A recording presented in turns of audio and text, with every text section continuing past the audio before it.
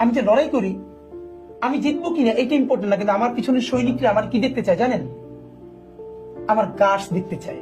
আমি লড়াই করে করে মরে যাব, আমি সেভাবে দেখতে চাই। মরার আগে আমি যেন মরে না যাই। আমি মানে লড়াই করতে করতে মরে যাচ্ছে, এইটা দেখে আমার সৈনিক খুশি হইতে চায়। আর বিএনপি কি করে? আওয়ামী লীগ তার এক একটা টোপ দিছে, আর সে প্রতিদিন উত্তর দিছে, না আমি এটা না, প্লিজ আমার রাজ্য ভালো রাজাকার।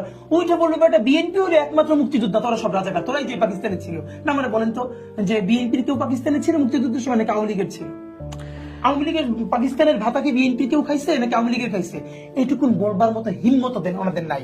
যে কারণে হয়েছে কি, বিএনপি এখন যদি এই ইন্ডিয়ার সাথে সার্বভৌমত্বের সম্পর্কে একটু ছোট করে দিয়ে, যে আমরা 5 বছর থাকবো, ডিস্টার্ব করেন না, এইভাবে আসে, আপনার কি মনে হয় ভারতের ভালো বন্ধুকে?